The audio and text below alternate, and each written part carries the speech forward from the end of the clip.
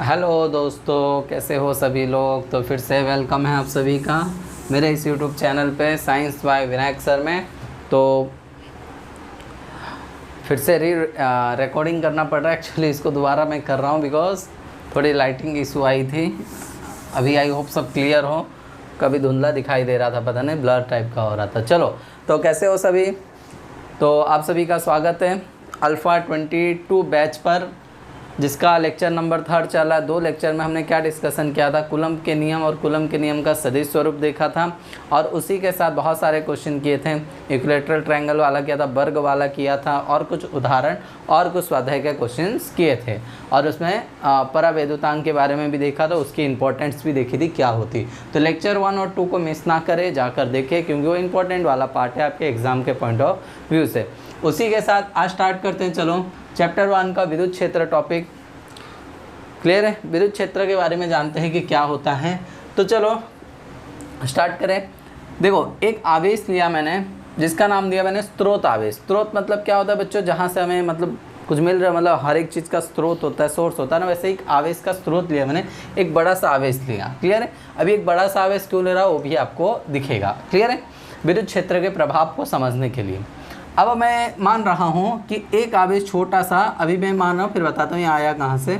एक बहुत छोटा सा आवेश लिया, एक बहुत ही छोटा सा आवेश लिया, जिसका नाम दिया मैंने Q0, और इस आवेश का नाम है परीक्षण आवेश। क्या? परीक्षण आवेश। परीक्षण आवेश के नाम से ही पता चल रहा है कि इसके ऊपर कुछ परीक्षण होने वाला है। यस, इसके ऊपर क्या होने वाला है, टेस्टिंग होने वाला है। मैं एक बार फिर से देख लेता हूँ कैसा लाइटिंग इशू कुछ है या नहीं। हाँ, एकदम परफेक्ट है। चलो, तो इसका नाम लिया मैंने परीक्षण आवेश। मान लो कि ये आवेश यहाँ पे था पहले, अभी मैंने लाके रख दिया है, तो यहाँ पे कहीं पे था, और अब ये धीरे धीरे धीरे धीरे चल के आया। और एक बात बता रहा हूँ, आँख बंद करके आ रहा था। मान लो आँख बंद करके आ रहा था, मतलब अंधे जैसा काम कर रहा था। चल के आया। जैसे ही वो यहाँ आया, इसको एक धक्का लगा। इसको क्या लगा बच्चों? एक धक्का लगा। क्लियर है। अब वो धक्का क्यों लगा वो भी समझते हैं। और एक समय के लिए मान लो कि ये जो स्रोत आवेश है ये भी धन है, और जो परीक्षण आवेश वो भी धन है। और 99% केसेस में हम परीक्षण आवेश का कॉन्सेप्ट समझाने के लिए धन आवेश ही लेना होता है, मतलब लेना ही होता है धन आवेश। कुछ क्वेश्चंस वगैरह में ही धन परीक्षण आवेश का मान कुछ नेगेटिव या पॉजिटिव दे सकता है अपने अकॉर्डिंग क्वेश्चंस के लिए। बट अपने को जब तक कुछ ना बोला जाए, हम परीक्षण आवेश हमेशा धन आवेश ही मानते हैं। इस चीज़ को ध्यान रखिएगा। चलो, ये तो समझाने वाली बात होगी। ये भी धन है, ये भी धन है, तो आप समझिए इसको एक धक्का लगा। अब धक्का कहाँ लगा होगा बच्चों? ये भी धन है, ये भी धन है, तो इसने धक्का उसको उस तरफ लगाया होगा। बराबर है। और धक्का लगा मतलब एक प्रकार का क्या लगा, बल लगा होगा। तो बल कहाँ लगता है एग्जैक्ट बच्चों? 2 आवेशों को उनके केंद्र से आप जोड़ते हो। इनकी दूरी बीच की मैंने मान ली r है। इनकी बीच की दूरी हमने क्या मान ली बच्चों? r है। क्लियर है। अब इनकी बीच की दूरी अगर r है, तो इसको कहाँ बल लगा होगा? इसी लाइन जॉइनिंग पे लगा होगा।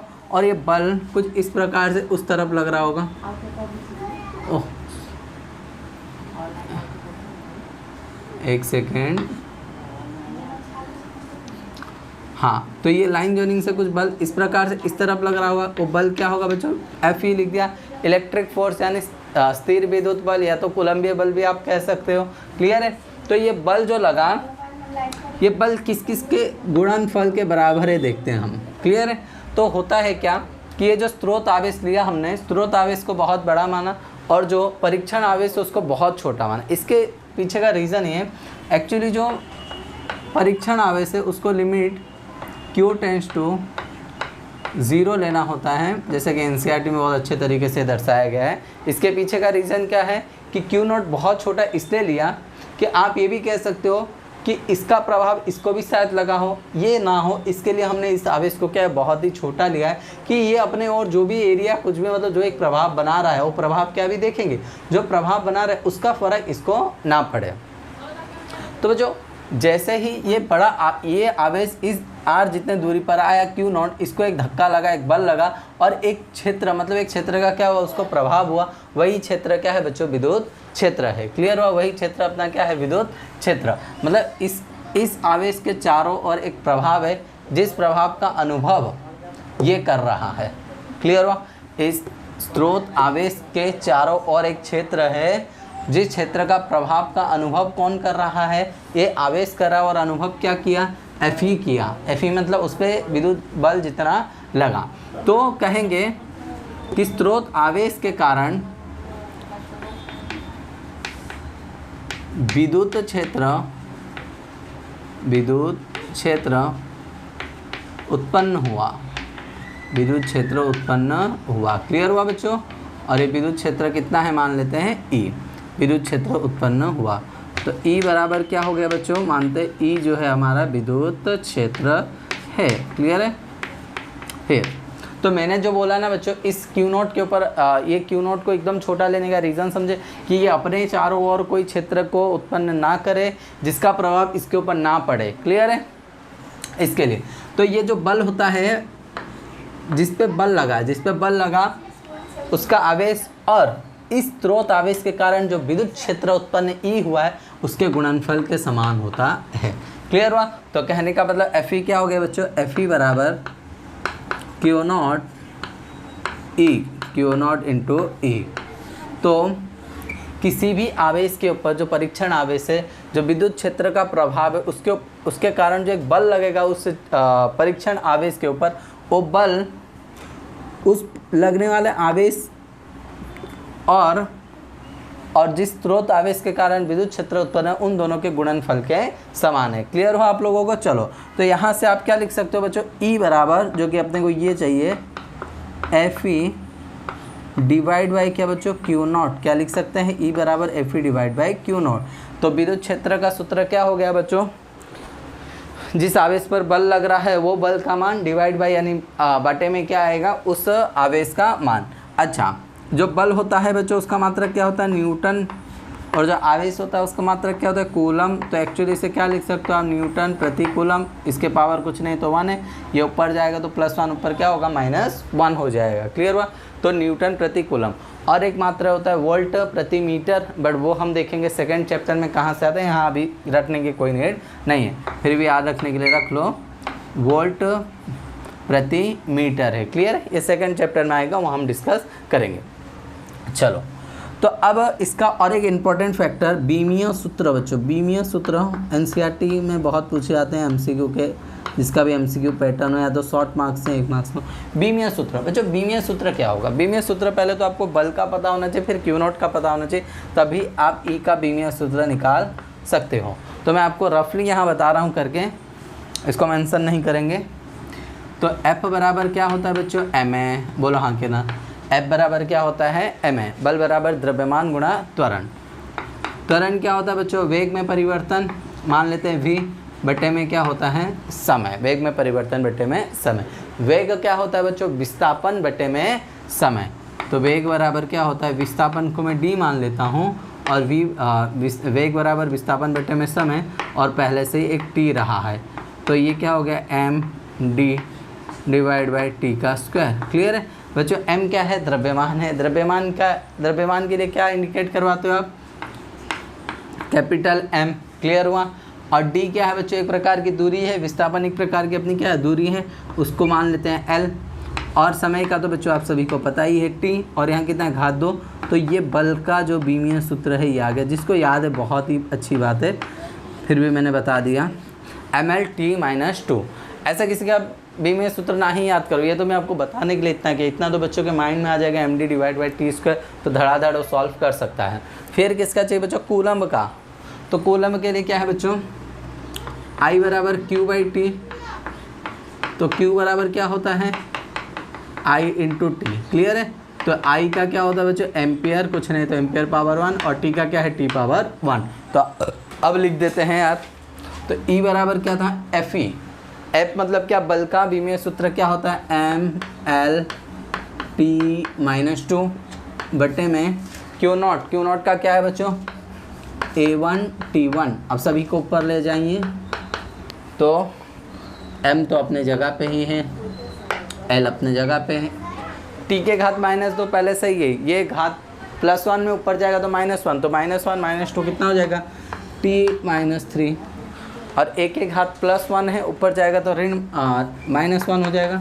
तो यह अपना आ गया विद्युत क्षेत्र का E का, विद्युत क्षेत्र इलेक्ट्रिक फील्ड इंटेंसिटी का आपका क्या आ गया बच्चों, बीमीय सूत्र हो गया MLT-3 याद करना है तो कर लो, बेटर रहेगा ज़्यादा चीज़ें याद न करो।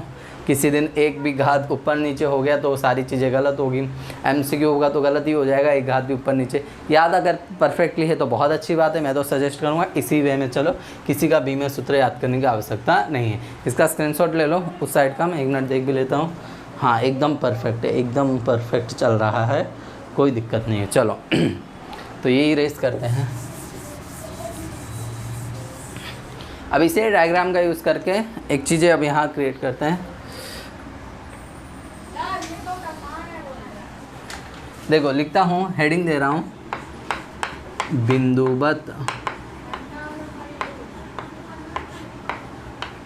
आवेश के कारण उत्पन्न विद्युत क्षेत्र, उत्पन्न विद्युत क्षेत्र, क्लियर है, उत्पन्न विद्युत क्षेत्र। चलो तो बिंदुवत आवेश के कारण देखना उत्पन्न विद्युत क्षेत्र, यही सेम डायग्राम में ही यूज़ कर रहा हूँ बच्चों। ये बस मेंशन मत करना, जब ये हेडिंग अगर लिखने के लिए आता है कि विद्युत आवेश के कारण उत्पन्न विद्युत क्षेत्र का सूत्र क्या होगा उसको प्राप्त करिए या तो लिखिए, तो आप लिखना, तो ये सब मेंशन कर सकते हो, कोई दिक्कत नहीं है। अब यहाँ से चलते हैं बच्चों, पहले तो कूलम के नियम से देखो, कूलम के नियम से। अच्छा ये बताइए, सबको याद है बिंदुवत आवेश मतलब क्या? बिंदुवत आवेश का मतलब ये नहीं कि आवेश बहुत छोटा है, हाँ आवेश तो छोटा है, बट किसके कंपेयर में बच्चों, ये एक आवेश है, ये एक आवेश है, दोनों आवेश को जो आपने लिया है उन दोनों के बीच की जो दूरी है ना बहुत ज़्यादा होना चाहिए। किसके सापेक्ष में? उन आवेश के साइज के सापेक्ष में, उसको बोलते हैं बिंदुवत आवेश। समझे मेरी बात? मतलब जो भी आवेश की साइज होगी उस साइज के कंपेरेटली जो उन दोनों को जो आपने जिस दूरी से अलग किया ना वो दूरी का मान बहुत ज़्यादा होना चाहिए, उसको कहते हैं बिंदुवत आवेश। तो यहाँ भी सेम वही कॉन्सेप्ट है।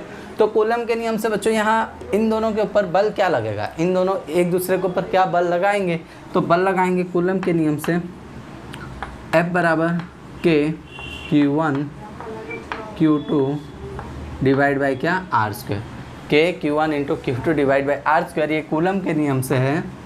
तो बल कितना लगेगा, K Q1 मान लेते हैं इसको,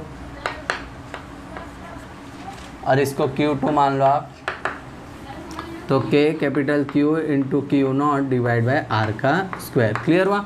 और विद्युत क्षेत्र का सूत्र अभी आपने देखा, विद्युत क्षेत्र क्या होता है, E F डिवाइड बाई क्या होगा, जो आवेश उस विद्युत क्षेत्र को अनुभव कर रहा है, यानी उस प्रभाव को जो अनुभव कर रहा है, जिसके ऊपर बल लगा है, किसके ऊपर लगा है, इसके ऊपर, तो डिवाइड बाई Q0। क्लियर हुआ है? तो Q2 लिख के बराबर Q0 अगेन कर सकते हो। तो E F का मान क्या है बच्चों, K Q0 और ये R स्क्वायर है, F का मान रख रहा हूँ K Q Q0 divide by R square, और Q0 पहले से ही एक है, तो Q0 से Q0 आप देख रहे हो कैंसिल हो गया बच्चों।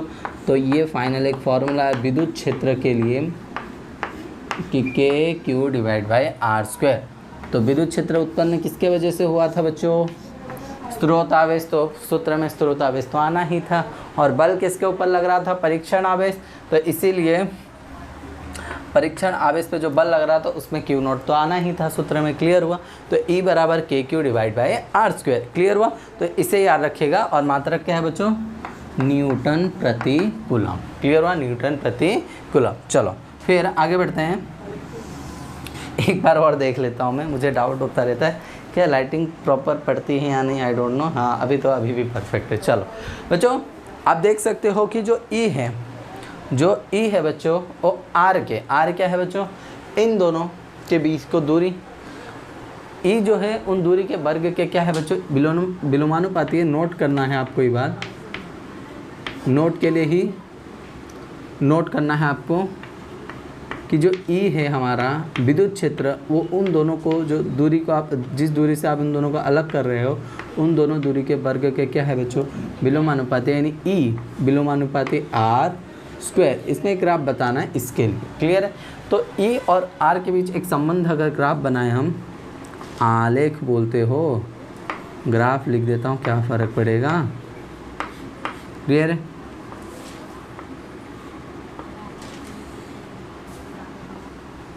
सही से नहीं बन रहा है।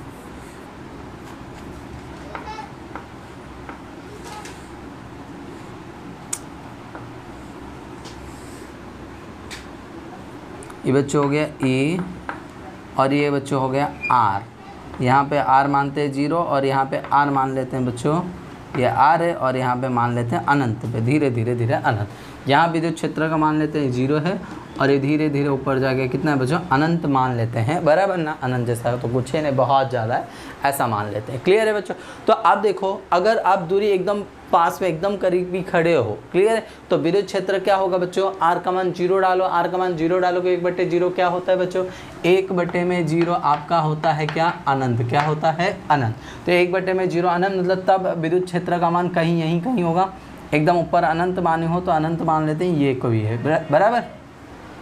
फिर अब धीरे धीरे चल रहे हो, 0 से आपकी दूरी बढ़ने लगी, क्लियर है, दूरी बढ़ने लगी, दूरी बढ़ने लगी, तो दूरी बढ़ बढ़ा के आप एकदम कहाँ पहुँच गए बच्चों, अनंत में मान लो पहुँच गए। कहाँ पहुँच गए, अनंत पे। तो ये मैथमेटिकली मैं आपको समझा रहा हूँ, क्लियर है। तो अनंत पे पहुँच गए, तो यहाँ क्या R का मान कितना हो गया, अनंत। अनंत का स्क्वायर हो कुछ भी भाई, अनंत अनंत होता है, तो 1/अनंत जो होगा वो बराबर कितना होगा बच्चों, 0 होगा। 1/अनंत क्या होगा, 0 होगा। तो 1/अनंत अगर 0 है तो विद्युत 1/अनंत, तो विद्युत क्षेत्र का मान यहाँ कितना हो गया, 0 हो गया। और ये ग्राफ बच्चों कुछ इस प्रकार से बनता है, एक्सपोनेंशियल डीके बोलते हैं, एक्सपोनेंशियल डीके, क्लियर है। तो ये कुछ इस प्रकार से घटेगा, याद रखिएगा आप लोग, क्लियर है। ये देखो धीरे धीरे कर करके मैं वहाँ पे जाके उसको क्या कर दिया, इस पॉइंट पे इसको क्या कर दिया बच्चों, 0 कर दिया, क्लियर हुआ। तो ये हमेशा ट्रू है किसके लिए बच्चों, जब कभी भी दो क्वांटिटी, दो भौतिक राशि कैसे हो, विलोमानुपाती हो। वो डिपेंड करता है, कोई तेज़ी से घटेगा, कोई आराम से घटेगा, वो डिपेंड करता है, R है, R² है, R का पावर Q, R का पावर 4 है। और याद रखिएगा हमेशा, अगर कोई दो फिजिकल क्वांटिटी यानी भौतिक राशि दो एक दूसरे के समानुपाती है, तो आपको तो पता ही होगा, ओम के नियम में स्पेशली आप यूज़ करते हो, सीधा क्या होता है बच्चों, सरल रेखा होती है, क्लियर हुआ। सीधा क्या होती है, सरल रेखा होती। तो ये ग्राफ और इतने थियरी आपके लिए क्या है बच्चों, इंपॉर्टेंट है, क्लियर हो। अब समझते हैं, टॉपिक थियरी ख़त्म नहीं हुआ है। तो हम जो ये विद्युत क्षेत्र की बात कर रहे हैं, हम जो ये विद्युत क्षेत्र की बात कर रहे हैं, अब ये क्षेत्र को कैसे हम दर्शाएंगे, समझेंगे कैसे कि कहाँ विद्युत क्षेत्र है, किस दिशा में। उसके लिए बच्चों आता है एक छोटा सा हेडिंग, जैसे चुंबकीय क्षेत्र रेखाएं, देखो ये इरेज कर देता हूँ, एक बार स्क्रीनशॉट ले लो आप लोग, एक बार आप लोग यहाँ से स्क्रीनशॉट दोनों तरफ ले लो, मैं साइड हो जा रहा हूँ, देन इरेज कर देता हूँ, और उसके साथ देख भी लिया जाए। मैं भी एक फ़ोटो ले लेता हूँ बढ़िया सा, चलो मैंने तो फ़ोटो ले लिया, क्लियर है। तो इसको मैं इरेज कर रहा हूँ, चलो। तब देखो मैं क्या बताने जा रहा हूँ, डायग्राम की भी कोई नीड नहीं है, ये तो समझ ही गए होगा। ये डायग्राम यहाँ यूज़ करना है, ध्यान रखना। तो अब देखो, आपको देखना क्या है बच्चों, विद्युत क्षेत्र रेखाएं, विद्युत क्षेत्र रेखाएं याद आनी चाहिए। चुंबकीय क्षेत्र रेखाएं से पूरा रिलेट करेंगे हम इस चीज़ को, अंतर है दोनों में, बट ऐसा ही कुछ। अब बोलते थे कोई चुंबक है तो सर उसके तारों पे एक चुंबकीय क्षेत्र होगा। अगर कोई चुंबकीय क्षेत्र है तो उसके कारण क्या हो, कोई चुंबक है तो उसका क्या होगा, चुंबकीय क्षेत्र होगा। मतलब अगर उस क्षेत्र में कोई चुंबक या कोई अन्य लोहा आता है तो चिपक जाएगा या तो रिपल कर जाएगा, तो डिपेंड करता था नॉर्थ है या साउथ है। तो उसको हम दर्शाने के लिए चुंबकीय क्षेत्र क्या यूज़ करते हैं, चुंबकीय क्षेत्र रेखाएँ। तो रेखाएं क्या बता देती कि चुंबकीय क्षेत्र की दिशा कहाँ से कहाँ है, कहाँ नॉर्थ बन रहा था, कहाँ साउथ बन रहा था, और कहाँ तक उसका प्रभाव फैला हुआ। तो सेम ऐसे ही बच्चों, एक है विद्युत क्षेत्र, उसके बारे में हम बात करेंगे विद्युत क्षेत्र रेखाएं। तो अब समझना विद्युत क्षेत्र रेखाएं क्या है बच्चों, एक तो आभासी है, आभासी मतलब दिखता नहीं, बस हम समझते हैं चुंबकीय क्षेत्र रेखाएं दिखता नहीं, बड़ा आभासी। उसका प्रभाव पड़ता है जब छोटे छोटे लोहे के कील को आप डाल दोगे ना, उसका प्रभाव दिखता है। अगर 10th में याद हो, एक्सपेरिमेंट किए होगे तो बुक में ही दिया होता है क्रियाकलाप में।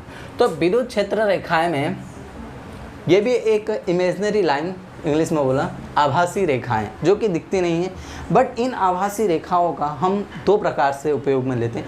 एक तो इन आभासी रेखाओं का, एक तो विद्युत क्षेत्र का मान, मतलब ज़्यादा है कम है, विद्युत क्षेत्र रेखाएं बहुत ज़्यादा होंगी उस एक पर्टिकुलर जगह पे, तो विद्युत क्षेत्र हमारा प्रबल होगा, कम होंगी तो निर्बल होगा। और और रेखाएं जिस दिशा में होंगी वो बताएगी हमारा क्या, डायरेक्शन यानी दिशा। तो विद्युत क्षेत्र रेखाओं का आप दो प्रकार से यूज़ कर सकते हो, एक तो उसका मान और एक उसका दिशा दर्शाने के लिए। तो बेसिकली आपको एक धन आवेश के लिए बराबर एक धन आवेश के लिए बताया गया है कि जो विद्युत क्षेत्र की रेखाएं होंगी वो धन आवेश से दूर होंगी। क्या होंगी, धन आवेश से दूर, मतलब बाहर की ओर होंगी, कुछ इस प्रकार से बच्चों। ये एक स्रोत आवेश की मैं बात कर रहा हूँ, क्लियर है।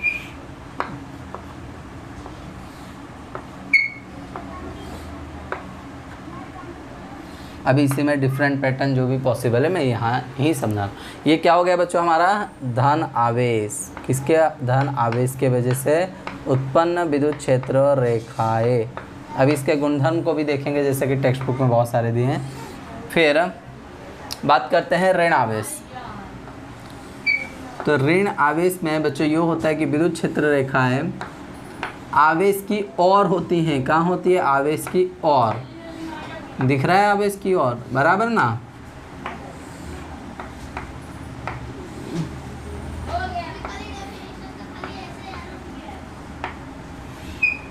तो ये क्या हो गया, ऋण आवेश। ये क्या हो गया अपना, ऋण आवेश।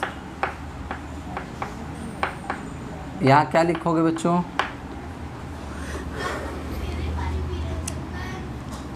आवेश रेखाएं आवेश की ओर आती हुई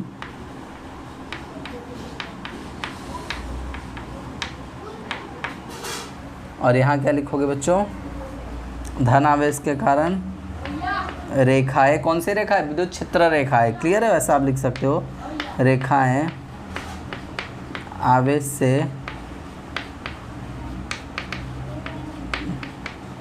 दूर जाती हुई, क्लियर हो गया। तो ये मैं नहीं बता रहा हूँ, ये तो फिजिक्स में बताया गया है आपको चीज़ें, क्लियर है बच्चों, विद्युत क्षेत्र से दूर जाती हुई, क्लियर हुआ बच्चों। अब और एक बात, ये तो मैंने बेसिकली बता दिया, धन आवेश के कारण याद रखिएगा हमेशा विद्युत क्षेत्र आवेश की ओर आती हुई होगी, मतलब आवेश के अंदर जा रही होगी मान लो, और इसमें क्या होगा, आवेश से दूर जाती हुई, आवेश से दूर जाती हुई, क्लियर है। अब एक चीज़ इसमें कि जो विद्युत क्षेत्र का दिशा है वो कहाँ होगा, क्लियर है। तो विद्युत क्षेत्र के दिशा को समझने के लिए याद समझना कि जब मान लेते हैं कि ये कुछ विद्युत क्षेत्र रेखाएं हैं, मतलब यहाँ कोई एक विद्युत क्षेत्र है, क्लियर है। अगर ये कोई विद्युत क्षेत्र है, विद्युत क्षेत्र को हमने दर्शाया है ई से, किससे बच्चों, ई से, क्लियर है। तो ई से बताया, अगर यहाँ कोई एक आवेश रखा हुआ है बच्चों, क्या रखा हुआ है, आवेश, एक परीक्षण आवेश रखा है जो कि क्या है बच्चों, धन है, क्या है बच्चों, धन है। तो याद रखना इसके ऊपर जो बल है ना बच्चों, वो विद्युत क्षेत्र के दिशा में ही लगेगा, और विद्युत क्षेत्र के दिशा में लगेगा एफ ई, क्लियर हुआ। एफ ई मतलब क्या, विद्युतीय बल, स्थिर विद्युतीय बल, आवेशीय कूलम बल, कुछ भी कह सकते।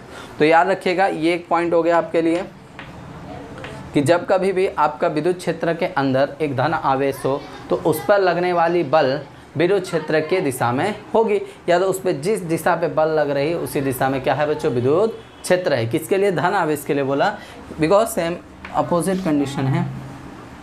यही मान लो हमारा क्या है बच्चों, विद्युत क्षेत्र की दिशा कुछ इस तरफ है, ई मान लेते हैं, क्या है, ई पूरा विद्युत क्षेत्र है, और इस पे इसके अंदर एक आवेश रखा हुआ है, तो इस पे जो लगने वाला बल है विद्युतीय बल, वो बच्चों इसके अपोजिट डायरेक्शन में लगता है, एफ ई, क्लियर है। तो क्या लिखोगे, और ये आवेश कैसा है बच्चों, ऋण आवेश, यहाँ क्या है, ऋण आवेश, ये क्या है बच्चों, ऋण आवेश, और ये हमारा क्या है बच्चों, धन आवेश। तो समझ आएगा, विद्युत क्षेत्र के अंदर रखी हुई धन आवेश जो है उस पर जो बल लगेगी वो विद्युत क्षेत्र की दिशा में लगेगी, फर्स्ट कंडीशन। और सेकंड कंडीशन क्या है बच्चों, कि विद्युत क्षेत्र के अंदर रखी हुई ऋण आवेश जो परीक्षण आवेश है उस पर लगने वाला बल विद्युत क्षेत्र की दिशा, और ये वायर भी ना इधर उधर मत घूम, विद्युत क्षेत्र की दिशा और लगने वाली बल की दिशा एक दूसरे के क्या होंगी बच्चों, अपोजिट्स होंगे, क्लियर है। तो मैं थोड़ा स्टॉप करके इरेज करूँ, यहाँ से लिख दूँ, कोई दिक्कत नहीं है, चलो कोई दिक्कत नहीं है, एक बार देख लिया जाए, स्क्रीनशॉट ले लीजिए आप ही लोग। चलो बहुत परफेक्ट दिख रहा है, बड़ी खुशी मिल रही है, क्योंकि बीच में क्या हुआ था, दिक्कत आ गई थी। क्या दिक्कत आ गई थी एक्चुअली, कि मैंने 15 मिनट का करीबन रिकॉर्ड कर दिया था, उसके बाद देखा एकदम धुंधला धुंधला आ रहा था, जैसे मेरे आँखों में कुछ गिर गया हो। बट आँखों में कुछ नहीं गिरा था एक्चुअली, अच्छे से चश्मा उतार के देखा तो पता चला नहीं मोबाइल पे। तो आप सोच रहे हो कि चश्मे में आपको क्लियर दिख रहा है या फिर बिना चश्मे के ना। चलो, तो कुछ पैटर्न से फिर विद्युत क्षेत्र रेखाओं का आप क्या डिस्कस, विद्युत क्षेत्र रेखाओं का हम डिस्कस करेंगे। फिर क्या बोलते हैं, गुणधर्म, कुछ गुणधर्म की बात करेंगे, वहाँ से डायग्राम्स कुछ और बनाएंगे। नहीं, पहले गुणधर्म, हाँ गुणधर्म ही देख लेते हैं।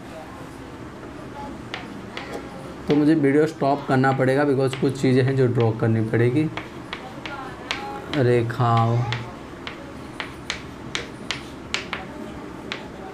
का गुणधर्म देख लेते हैं। क्या है ना, इसमें टाइम बच्चों चला जाता है फालतू का, जो कि हमें कोई नीड नहीं है, फिर भी टाइम कितना पे। हाँ सही है, चलो इसी में बता देता हूँ। नहीं, स्टॉप करते हैं, कुछ डायग्राम्स बना के फिर मैं बताता हूँ आप लोगों को। वेट करो, वेट आपको नहीं करना, फिर तो कंटिन्यू होगा।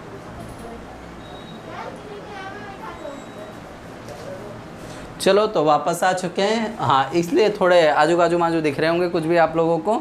इतना सब बना दो ताकि आपका टाइम सेव हो, फिर क्या वीडियो लॉन्ग ना बने। क्लियर है। तो विद्युत क्षेत्र रेखाएं के गुणधर्म पढ़ने वाले हैं, कुछ प्रॉपर्टीज़ है जो उसको डिस्कस करेंगे। सब डायग्राम वाले ही है, वहीं से समझना। देखो बच्चों, होता क्या है कि जो विद्युत क्षेत्र रेखाएं समझ के, विद्युत क्षेत्रों को दर्शाने का सबसे बेस्ट वे होगा उसकी रेखाओं के थ्रू। एक तो उसका मान भी पता लगा लोगे, ज़्यादा है या कम है, यानी वहाँ विद्युत क्षेत्र प्रबल है या निर्बल है। दूसरा उसकी दिशा। अब देखो बच्चों, बेसिकली जो विद्युत क्षेत्र है ना, धन आवेश के लिए क्या होता है बच्चों, आपको पता है, चारों ओर क्या होता है, फैली होंगी। और दूसरी चीज़ क्या है बच्चों, कि आवेश से दूर होंगे। और ऋण आवेश के लिए क्या होगी, अंदर आएंगी। ऋण आवेश के लिए यहाँ बना देता हूँ, अरे यार ये वायर बहुत डिस्टर्ब कर रहा है, एक सेकंड। हाँ, ये ऋण आवेश के लिए बच्चों क्या होगी, ये रहा विद्युत क्षेत्र रेखा, ये रहा इसकी और, ये रहा इसकी और, ये रहा इसकी और, कहीं से भी बताओ। क्लियर है। अब यार रहा, इधर देखो, अब मैंने एक धन आवेश लिया है और एक ऋण आवेश, एक धन आवेश लिया है और एक ऋण आवेश लिया है। तो इसमें विद्युत क्षेत्र रेखा है बच्चों कुछ इस प्रकार से बनेंगे। जब धन आवेश और ऋण आवेश एक सिस्टम हो तो बच्चों जो क्षेत्र रेखाएं हैं वो क्या होंगी, धन से ऋण की ओर जाएंगी, कुछ इस प्रकार से। देखिए आप लोग, यहाँ से क्या हो बच्चों, धन से निकला, बात समझ आएगी। और ऋण पे क्या होता है, अंदर की ओर। देखो दोनों को हम कंबाइन कर रहे हैं और कुछ इस प्रकार से। देखो ये रहा, धन आवेश से निकालना था, धन आवेश से दूर जाते हैं। ये रहा, धन आवेश से दूर जा रहे, ऋण आवेश में ऋण आवेश की ओर आते हैं। तो देखो ऋण आवेश की ओर आ गया। और एक बता दो, कोई दिक्कत नहीं है, ये लो, ये लो, और यहाँ से कुछ इस प्रकार से। क्लियर हुआ आप लोगों को। फिर कुछ रेखा इसकी ऐसी फैली होंगी और इसमें कहाँ होंगे बच्चों, कुछ अंदर की ओर ही होंगे ना। तो आई होप आप ये डायग्राम समझ आया, एग्जाम के लिए बहुत इंपॉर्टेंट है। और इसी में एक पॉइंट बता देता हूँ, पॉइंट नहीं लिखा हूँ, तो सिमेट्रिक होता है बच्चों। सिमेट्रिक का मतलब क्या होता है, सिमेट्रिक का मतलब बच्चों ये होता है कि जो लाइन ज्वाइनिंग आपने किया है प्लस से माइनस, उसके ऊपर जितनी रेखा है नीचे भी क्या है उतनी ही रेखा है। अच्छा, सिमेट्रिक शब्द को, सिमेट्रिक का समिति, शायद समिति शुद्ध हिंदी मुझे नहीं पता। अब देखो, मनुष्य का शरीर सिमेट्रिक होता है या नहीं। सिमेट्रिक का मतलब मैंने क्या बोला, अगर आप किसी चीज़ के दो भाग कर रहे हो, दो हिस्से कर रहे हो, तो उस तरफ वही होना चाहिए जिस तरफ जो दूसरा हिस्सा हो। कहने का मतलब, अब मैंने बोला यहाँ से दो भाग कर दो, ऊपर देखो क्षेत्र रेखाएं समान है और नीचे भी देखो क्षेत्र रेखाएं क्या समान। मनुष्य का शरीर सिमेट्रिक है या नहीं, हाँ है, दो हाथ दो पैर, बट एक चीज़ की कमी जो हमारी शरीर जो है सिमेट्रिक नहीं है, बिकॉज ऑफ हार्ट। क्लियर है, क्योंकि हार्ट क्या है, एक साइड आ जाता है, दूसरे साइड होता है नहीं है। क्लियर है, तो इसीलिए मनुष्य का शरीर क्या है, सिमेट्रिक नहीं है। चलो ये सब तो बेसिक बात थी। अब इसके लिए जगह नहीं है, मैं यहाँ बता रहा हूँ, उसी के रिलेटेड उससे जितनी पॉसिबिलिटीज़ होगी वो सारी चीज़ें मैं बता दे रहा हूँ। यहाँ फर्स्ट का ही बता रहा हूँ। क्लियर है, इन सब के साथ अभी मैं कुछ नहीं बता रहा हूँ आपको। क्लियर है। चलो, ये 1 प्लस 1 माइनस लिया ना, मान लो मैंने दोनों के दोनों प्लस लिया होता, दोनों के दोनों प्लस तो अगर लोगे तो क्या होगा पता है। चलो, विद्युत क्षेत्र रेखाएं जो निकलेंगी बच्चों वो एक दूसरे को अपाकर्षित करती हुई दिखेंगी, मतलब एक दूसरे के पास नहीं आएंगी। कैसे? क्योंकि बच्चों सिंपल सी बात है, ये आपका क्या है, ये धन आवेश है, दोनों धन आवेश एक दूसरे को क्या करेंगे, अपाकर्षित करेंगे। यहाँ से भी एक रेखा निकलेगी, बहुत मोटा बन गया यार ये तो, चलो कोई दिक्कत वाली बात नहीं। यहाँ से भी एक रेखा निकलेगी, क्लियर है। अब यहाँ से कुछ निकालिए,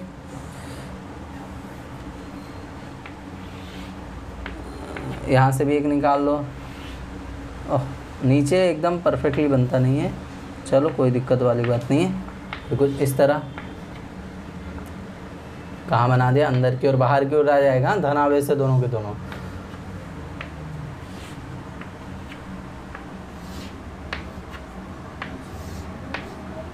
क्लियर है। और ऐसे ही ये कितनी सारी भी निकाले, और सारी की सारी एक दूसरे से क्या होंगी बच्चों, इस प्रकार से कुछ फैलते जाएंगे। क्लियर है, मतलब यहाँ एक दूसरे से क्या होंगी, और यहाँ एक पॉइंट होगा जस्ट इनके सेंटर पे बच्चों, दिख रहा है कि नहीं, बहुत ही बढ़िया दिख रहा है, सुंदर तरीके से बच्चों। इस बिंदु को बोलेंगे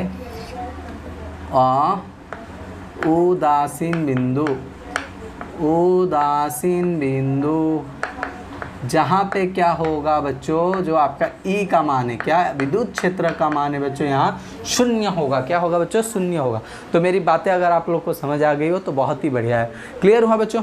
ये डायग्राम तो बना ली, यहाँ पे दो प्रॉपर्टी बता दी, एक तो धन आवेश से शुरू होकर ऋण आवेश की ओर जाता है। दूसरी चीज़ इसमें एक बताना भूल गया बच्चों, धन आवेश से ऋण आवेश की ओर गई, बट ऐसा नहीं होगा कि ऋण आवेश से धन आवेश की ओर आएंगे। कहने का मतलब क्या है, कहने का मतलब मेरा कुछ इस प्रकार से बच्चों कि चुंबकीय क्षेत्र में आप लोगों ने पढ़ा था कि ये N होता है, ये S होता है, ये N से चुंबकीय क्षेत्र की रेखाएं निकलती है बच्चों बाहर की ओर, और अंदर क्या होता है, S से N की ओर होती है। मतलब ये एक बंद मार्ग बनाता है।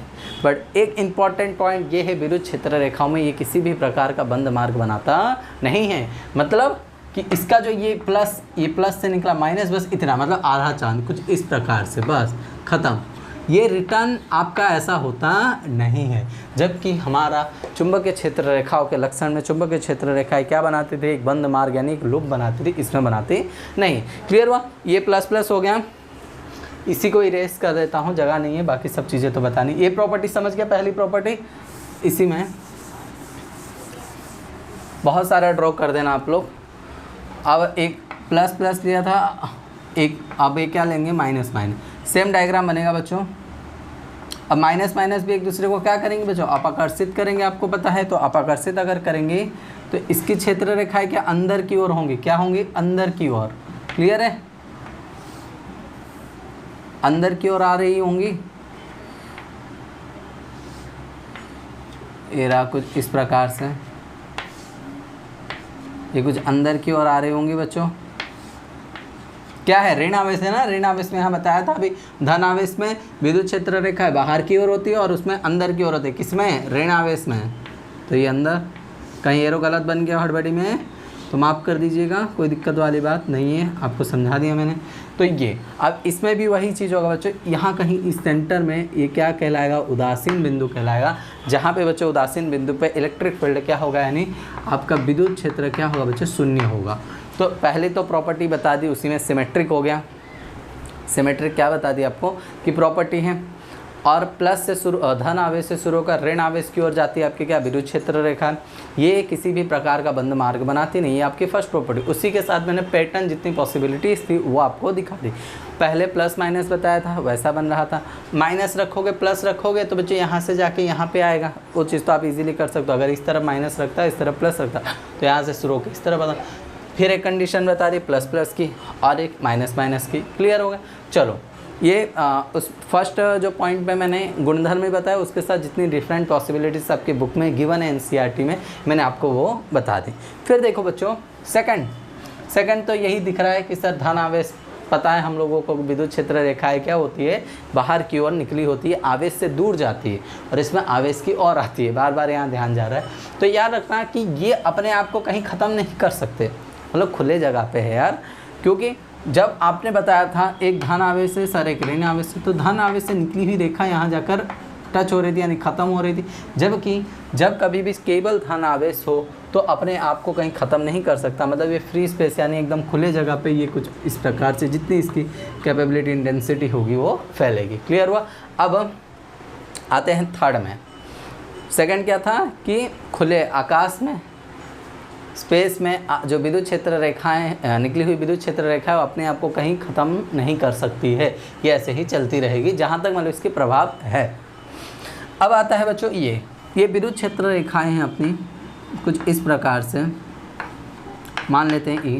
तो बच्चों मैंने देखो यहाँ विद्युत क्षेत्र रेखा एकदम पास है। अगर इस एरिया में अगर आप देखोगे, इस एरिया की मैं बात कर रहा हूँ, पास है, और यहाँ देखो बच्चों एकदम विद्युत क्षेत्र रेखा है कैसी है, दूर है। तो बच्चों ध्यान रखना जहाँ विद्युत क्षेत्र रेखा है, देखो मैं जो शब्द बोलना बच्चों आपको लिखना है, ये तो डायग्राम से समझा रहा हूँ। तो जहाँ विद्युत क्षेत्र रेखा एक दूसरे के पास होंगी वहाँ विद्युत क्षेत्र क्या होगा, बहुत ज़्यादा होगा, यानी विद्युत क्षेत्र कैसा होगा बच्चों, स्ट्रॉन्ग होगा। स्ट्रॉन्ग को मैं ज़्यादा को बताता हूँ ऐसे एरो बता के। तो पॉइंट ए पे जो होगा आपका विद्युत क्षेत्र क्या होगा बच्चों, ज़्यादा होगा। पॉइंट बी में देखो विद्युत क्षेत्र रेखा एक दूसरे से एकदम दूर जाती हुई दिखाई दे रही है, तो यहाँ विद्युत क्षेत्र का प्रभाव कैसा होगा बच्चों, निर्बल होगा। तो अगर इस पॉइंट बी पे तुम विद्युत क्षेत्र देखोगे तो क्या होगा, ई भी होगा। और बच्चों इन दोनों का संबंध अगर बताना है तो कुछ इस प्रकार से होगा कि ई ए जो होगा बच्चों ग्रेटर देन ए बी होगा। मतलब जहाँ क्षेत्र रेखा एकदम क्लोज पास आई वहाँ विद्युत क्षेत्र स्ट्रॉन्ग यानी प्रबल होगा, और जहाँ पे क्षेत्र रेखा एक दूसरे से दूर आई है वहाँ विद्युत क्षेत्र क्या होगा, निर्बल होगा। सेम यहाँ पे क्या होगा बच्चों, ये पास है तो इतने एरिया में क्या होगा, विद्युत क्षेत्र ज़्यादा होगा, और इतने इस पॉइंट पे देखोगे तो विद्युत क्षेत्र क्या होगा, निर्बल होगा। क्यों, क्योंकि वहाँ जो तीन क्षेत्र रेखाएं हैं, मान लेते हैं विद्युत क्षेत्र कुछ इस प्रकार से थे। क्लियर है। तो यहाँ पे जो आपका विद्युत क्षेत्र क्या होगा, निर्बल होगा पॉइंट ए पे, तो इसके लिए क्या लिखोगे, ई ए छोटा होगा ई बी से। समझ आ गया आपको बच्चों, ये छोटा होगा ई बी से। क्लियर हुआ। चलो ये था थर्ड पॉइंट था। दो कुछ भी डायग्राम बना के आ सकता है, दिमाग क्या लगाना है कि किसी बिंदु पर सर विद्युत क्षेत्र प्रबल या निर्बल है, उसके लिए बहुत सिंपल लाइन है कि भाई क्षेत्र रेखाएं देखना पास है एक दूसरे से दूर है। और अगर कहीं दो बिंदु पे ऐसा लगाया होगा, आप जैसे कि यहीं बाजू में बोल दो तो क्षेत्र रेखा लगभग क्या होगी, समान होंगी। क्लियर। अगर तीन स्ट्रेट लाइन ले लो जो एक दूसरे के समांतर हो, तो हर एक पॉइंट पे क्या होगा, विद्युत क्षेत्र रेखाएं क्या होंगी बच्चों, समान रहेंगी। क्लियर है। कहने का मतलब मेरा कुछ ऐसा है बच्चों कि अगर तीन क्षेत्र रेखा एकदम समान है, समान दूरी पर ही है मान लो, और इसी को एक समान विद्युत क्षेत्र भी बोला जाता है। एक समान विद्युत क्षेत्र, समांतर रेखाएं होंगी एक दूसरे के ऊपर होंगी और समान दूरी पे, तो यहाँ पे विद्युत क्षेत्र देखो, यहाँ पे देखो, यहाँ पे देखो, यहाँ पे देखो, विद्युत क्षेत्र का मान क्या होगा, समान होगा। क्लियर है। उसको एक समान विद्युत क्षेत्र भी कहते हैं। आगे देखेंगे। यहाँ होता है कि बच्चों कभी भी दो विद्युत क्षेत्र रेखाएं, जैसे एक U1 है एक U2 है, वो कभी एक दूसरे को प्रतिच्छेदित नहीं कर सकती है। इसको मैं यहाँ समझा दूंगा। इसको मैं आपको मैग्नेटिक के साथ भी, चुंबकीय क्षेत्र रेखाओं के साथ भी कनेक्ट करता हूँ। जब आप देखे होंगे कि हमने बोला था कि कभी भी दो चुंबकीय क्षेत्र रेखा एक दूसरे को प्रतिच्छेदित नहीं करेगी। अगर ऐसा करते हैं तो क्या होगा, अगर ऐसा करते हैं तो हमेशा हम चुंबकीय सुई को उस पॉइंट पे रखते हैं, तो बोलेंगे चुंबकीय सुई इस तरफ होगा या इस तरफ होगा। मतलब एक ही समय में चुंबकीय सुई की दिशा तो दो डायरेक्शन में नहीं हो सकती। इसीलिए हम प्रैक्टिकली क्या बोलते हैं कि चुंबकीय क्षेत्र रेखाएं कभी एक दूसरे को काटती नहीं। ये क्रियाकलाप नहीं समझ आया, नहीं याद है तो ध्यान से समझो कि बच्चों अगर दो चुंबकीय क्षेत्र रेखाएं को काटने लगे तो जिस पॉइंट पे काट रहे हैं उस पॉइंट पे अगर चुंबकीय सुई लेकर रखोगे तो चुंबकीय सुई ना इधर घूम पाएगा ना इधर घूम पाएगा, मतलब वो कंफ्यूज होगा, और ऐसा प्रैक्टिकली पॉसिबल नहीं है। क्लियर हुआ। तो वैसे ही बच्चों अगर इस बिंदु पे मान लेते हैं कि प्रतिच्छेदित करेंगे तो विद्युत क्षेत्र का जो है ना दो डायरेक्शन यानी दो दिशा मिलेगा, जो कि प्रैक्टिकली पॉसिबल नहीं है। इसीलिए क्या लिखना है इस पॉइंट पे कि कभी भी विद्युत क्षेत्र रेखा एक दूसरे को प्रतिच्छेदित करते नहीं हैं। चलो फिर आते हैं फिफ्थ पॉइंट पे कि अगर धन आवेश हो तो विद्युत क्षेत्र रेखाएं बच्चों इससे अपाकर्षित होकर विद्युत क्षेत्र रेखाएं देखो मुड़ गई, ये एकदम पास थी दोनों, देखो देखो देखो जैसे विद्युत आवेश के पास से एक दूसरे से दूर चली गई। और यहाँ पे देखो दूर थे या पास, तो क्या फ़र्क पड़ता है, बट जैसे जैसे वो किसके पास आए भाई, ऋण आवेश के पास आए तो उनकी ओर क्या हो गई, आकर्षित हो गए। क्लियर हुआ। चलो वेरी गुड। अब लास्ट पॉइंट, हाँ लास्ट पॉइंट मेरा है। लास्ट पॉइंट में मैंने क्या लिखा बच्चों कि किसमें से कितनी क्षेत्र रेखाएं निकलेंगी वो मैं नहीं बता सकता ना आप बता सकते हो। डिपेंड करता है कि आप कॉन्सेप्ट मतलब एक पॉइंट क्या कंसीडर कर रहे हो। कहने का मतलब देखो मैंने प्लस क्यू लिखा है, यहाँ क्या लिखा है बच्चों, प्लस क्यू लिखा है। तो प्लस क्यू के वजह से जो दो रेखाएं मैंने निकाली, कितनी रेखाएं निकाली बच्चों? 2 रेखाएं। तो +2q में कितना निकलेगा पता है? मतलब आवेश मैंने क्या ले लिया बच्चों? उसका दुगुना ले लिया। तो क्षेत्र रेखाएं कितने निकाल दी? 4 निकाल दी। क्या मेरी बात समझ आए? क्या मेरी बात आपको समझ आई? एक आवेश में +q माना, मैंने बोला कि उसकी रेखाएं 2 हैं, तो उसका +2q मतलब उस आवेश का दुगुना मान लोगे तो चुंबकीय क्षेत्र रेखाएं कितनी हो जाएगी? उसकी दुगुनी हो जाएगी। अब यही मान लेता हूँ एक कंडीशन के लिए, मैंने ये कंडीशन समझ गया कि क्षेत्र रेखाएं, भाई थोड़ा दूर रहे तो 4 है, क्षेत्र रेखाएं कितनी है बच्चों? 4 है। तो इस कंडीशन के लिए +q में अगर आपने 4 माना तो क्षेत्र रेखा +2q में क्या होगा बच्चों पता है? 4 का दुगुना कितना हो जाएगा बच्चों? 8 हो जाएगा। तो ऑलरेडी 4 थे, ये और एक कुछ ये। तो जो नंबर ऑफ लाइंस बनेगी यानी जो क्षेत्र रेखाओं की संख्या बनेगी वो डिपेंड करता है कि आपने +q के मान को कितना माना है। +q में कितना रेखाएं मानी उसके अकॉर्डिंग उसका दुगुना फिर उसका तिगुना, ऐसे क्या होते जाएगा? बढ़ते जाएगा। क्लियर हुआ? तो ये कुछ पॉइंट के आपके कंसिडरेशन थे। क्लियर है? तो प्रॉपर्टी आपको एकदम क्लियर हो गई होगी आई होप। 1 मिनट वेट करते हैं, 1 सेकेंड बस, मुझे एक फ़ोटो लेने दो यहाँ से। चलो, तो उदाहरण नंबर 1.8 पे जैसा कि हम टॉपिक के साथ साथ क्या करते जा रहे हैं, उससे रिलेटेड जितने भी क्वेश्चन आपके एनसीईआरटी के स्वाध्याय और एक्सरसाइज उदाहरण में है, एक्सरसाइज यानी स्वाध्याय और जितने एग्जाम्पल्स यानी उदाहरण है उसको हम सॉल्व करते जा रहे हैं। क्लियर है? तो देखो उदाहरण 1.8 बढ़िया सा क्वेश्चन है और ये गुजरात बोर्ड के पेपर में बताया था। जैसे कि मैं गुजरात सूरत से हूँ तो गुजरात बोर्ड के पेपर में 3 मार्क्स में आ चुका हुआ है। 2000 कोविड से पहले की जो पेपर बनी, इस बार के पेपर में तो रिपीटर और एक्सटर्नल बानो है। हाँ, इससे पहले जो पेपर बने थे उसमें लगभग ये क्वेश्चन 3 मार्क्स में आया हुआ है। क्लियर है? तो काफ़ी इंपॉर्टेंट क्वेश्चन और बहुत ईजी है। देखो, आपको एक समान विद्युत क्षेत्र दिया गया है, ई का मान। क्वेश्चन मैंने रीड कर लिया, आपको बता देता हूँ। 2 × 10⁴ Newton, sorry for disturbance, call आते रहते हैं, कॉल सॉरी। तो जो विद्युत क्षेत्र का मान है वो 2 × 10⁴ न्यूटन प्रति कूलम है और ये एक समान विद्युत क्षेत्र है। एक समान विद्युत क्षेत्र के क्या गुणधर्म है, क्या मतलब एक प्रॉपर्टी होती है बच्चों कि सारी रेखाएं कैसी होंगी? समांतर होंगी और सारी रेखाएं एक दूसरे से समान दूरी पे होंगी। कैसे होंगी? समान दूरी पे। तो मान ये प्लस सरफेस एक दिया गया है और एक ये माइनस सरफेस दिया गया है और विद्युत क्षेत्र की रेखाओं का विद्युत क्षेत्र की दिशा क्या है? धन आवेश से ऋण आवेश। फर्स्ट प्रॉपर्टी ही देखे से धन आवेश से ऋण आवेश और उसी के साथ मैंने क्या बता दिया था कि ये सिमेट्रिक भी होता है। क्लियर है?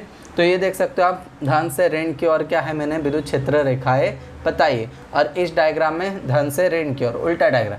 अब देखो क्या दिया है कि इस केस में इलेक्ट्रॉन दिया है फिगर ए के लिए और फिगर बी के लिए आपको दिया है प्रोटॉन। क्या दिया है? प्रोटॉन। तो इलेक्ट्रॉन के ऊपर क्या नेगेटिव साइन होता है -c और ये क्या होता है +c और दोनों के ऊपर चार्ज कितना होता है बच्चों? 1.6 × 10⁻⁻⁻⁰ कुलम। क्लियर है? चलो, तो इसमें बता रहा है कि एक इलेक्ट्रॉन यहाँ पे है तो इसको d जितने दूरी पे, d जितना दूरी कितना दिया बच्चों? 1.5 सेंटीमीटर जितना दूरी ये है। मतलब इसको मीटर में कन्वर्ट करोगे, 100 में डिवाइड करोगे तो 1.5 × 10⁻² मीटर। तो बोला जा रहा है कि इसको यहाँ से यहाँ तक आने में मतलब नीचे गिरने पे 1.5 सेंटीमीटर जितने ऊंचाई से एकदम ग्राउंड पे आने के लिए उसको कितना टाइम लगेगा। तो आपको निकालना है फर्स्ट केस में कि इलेक्ट्रॉन को नीचे आने में कितना टाइम लगेगा और दूसरे केस में इलेक्ट्रॉन के लिए नेगेटिव बता देता हूँ और यहाँ एक प्रोटॉन है धन आवेश से, उसको आने में कितना टाइम लगेगा बी में आपको पूछा जा रहा है। क्लियर है? तो अब देखते हैं कि क्या करना है आप लोगों को। तो इसमें गति के समीकरण का आपके लिए उपयोग में लेंगे। गति के समीकरण से समय वगैरह दूरी वगैरह वहीं से आती है, आप लोग पढ़े होंगे गति के समीकरण से। गति की बात तो आ गई। ये कैसा करना? फ्री फॉल, मुक्त पतन वाला कंडीशन है। ये पकड़ा रखा था इलेक्ट्रॉन को, ये धड़ाम से छोड़ा जा नीचे जाके गिर। तो पहली बात इसकी प्रारंभिक वेग क्या होगा? 0 होगा। ऊपर रखा हुआ हमने पकड़ के रखा है, उसको छोड़ेंगे तो उसको कुछ वेग मिलेगा। तो गति के 3 समीकरण में से एक समीकरण d = ut + 1/2 at का स्क्वायर, प्रारंभिक वेग, समय, त्वरण और ये कितने दूरी से ऊंचाई से गिर रहा है, किस लेवल तक। क्लियर है? प्रारंभिक u तो अपना क्या होगा बच्चों? 0 जाएगा, कोई दिक्कत नहीं है। तो d बराबर क्या बच जाएगा बच्चों? 1/2 ए टी का स्क्वायर, और अपने को चाहिए क्या, टी चाहिए ना, तो टी चाहिए, तो टी बराबर क्या होगा बच्चों, 2 गुणा डी हो जाएगा। नीचे दिख रहा है क्या, नहीं दिख रहा होगा पक्का, हाँ दिख रहा है, बढ़िया। तो 2 इधर जाएगा तो 2d टी का स्क्वायर है, हाँ, और ये क्या हो गया, बट्टे में क्या आ गया बच्चों, ए आ गया। समझ आ गया, ये भी आ रहा है कि नहीं, चलो ऊपर ही बताता हूँ, क्या मैं भी मगज ख़राब कर रहा हूँ नीचे। चलो देखो, अपने को चाहिए क्या, टी चाहिए, तो टी को क्या करेंगे बच्चों, सब्जेक्ट बनाएंगे, तो ये 2 अपना डी के साथ गुणा होगा, तो टी नहीं है, टी स्क्वायर है, तो 2d हो जाएगा बच्चों, 2d, और बट्टे में क्या आ जाएगा, a, तो बट्टे में क्या आएगा बच्चों, a, और ये स्क्वायर है यानी, तो ये क्या आएगा, रूट में आ जाएगा 2d डिवाइड बाई क्या आएगा बच्चों, a। क्लियर है। तो अपने पास क्या नहीं है, d तो दिया है, 2 तो अचल मान है, a चाहिए अपने को, a निकल जाएगा तो इसमें से सबका निकल जाएगा। तो f बराबर क्या होता है बच्चों, एम ए, एफ बराबर क्या होता है, एम ए। क्लियर है।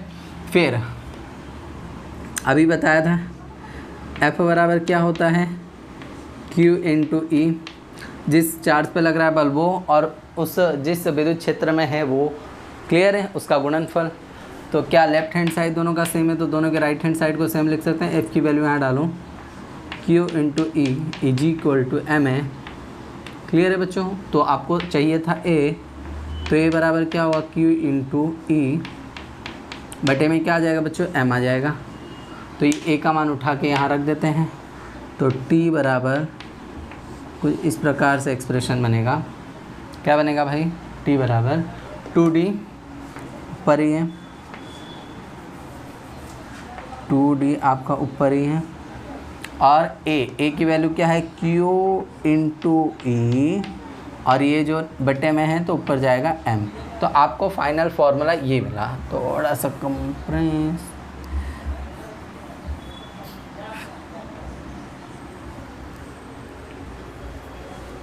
तो आपको ये किसका मान मिला बच्चों, टी का मान मिला। किसका मान मिला, टी का मान मिला।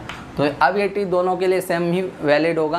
तो अब एक बार इलेक्ट्रॉन के लिए देख लेते हैं, एक बार प्रोटॉन के लिए, बस वैल्यू पुट करनी है, कहानी ख़त्म यहाँ पे। अब तो क्या होगा, इलेक्ट्रॉन के लिए माइनस ही माना हुआ है, तो 2, डी का मान कितना है बच्चों, 1.5 गुणा 10 के घात -2। फिर m क्या है बच्चों, किसका द्रव्यमान लेना है भाई, इलेक्ट्रॉन के लिए बात कर रहे हो, तो इलेक्ट्रॉन का द्रव्यमान इतना होता है। बोला था याद करोगे भी चलेगा, नहीं भी तो चलेगा, बिकॉज आपको ये एग्जाम में गिवन होने ही वाला है। क्लियर है। 9.1111 गुणा 10 के घात -31। अब क्यू मतलब क्या, एक क्यू मतलब एक ई पर कितना आवेश होगा, बराबर एक ई पर कितना आवेश होगा, इलेक्ट्रॉन पर कितना आवेश होगा बच्चों, 1.6 गुणा 10 की घात -19 कूलम। क्यू बराबर यहाँ क्या है बच्चों, ई है। क्लियर है। फिर मतलब आवेश है अपना इलेक्ट्रॉन के ऊपर, और ई क्या है बच्चों, कैपिटल ई, 2 गुणा 10 के घात 4, 2 गुणा 10 के घात 4। तो बच्चों इसको सॉल्व कर लेना, तो ये आपका काम है कैलकुलेशन वाला पार्ट, इसमें टाइम जाएगा ज़्यादा, तो ये कैलकुलेट करके आप निकाल सकते हो समय। अब सेम फॉर किसके लिए, प्लस ई वाले के लिए सेम फॉर्मूला अप्लाई करेंगे। क्या क्या लगाएंगे, 2d, डी वही इतना ही हाइट पे बोला है, उतनी ही ऊंचाई पे बोल रहा है, ऊपर वाला पार्ट पूरा 2d 1.5 गुणा 10 के घात -2। फिर m, अब किसका लेना बच्चों, प्लस ई, मतलब क्या है अपना प्रोटॉन पर आवेश होता है, मतलब इधर किसकी बात कर रहे हैं, प्रोटॉन की बात कर रहे हैं। तो प्रोटॉन भैया, प्रोटॉन का द्रव्यमान होता है 1.67 गुणा 10 के घात -27। क्लियर है यहाँ तक, नहीं तो सुन ही रहे हो। प्रोटॉन का द्रव्यमान रखा है, डिवाइड बाय क्यू इंटू ई, तो ई पर क्या है उतना ही चार्ज होता है। एक ई पर कितना चार्ज होता है बच्चों, 1.6 गुणा 10 के घात -19। एक ई पर इतना चार्ज होता है, सॉरी आवेश होता है, चार्ज मतलब इंग्लिश में। फिर ई का मान तो दिया है 2 गुणा 10 के घात 4, 2 गुणा 10 के घात 4। अब समझो किसका मान ज़्यादा आएगा कम आएगा, किसका टी ई ज़्यादा आएगा किसका टी ई कम आएगा, वो इतना लॉजिक आप मास से लगा सकते हो। क्लियर है।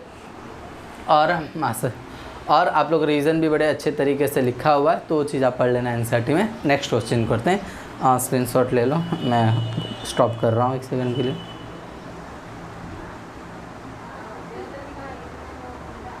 चलो क्लियर है।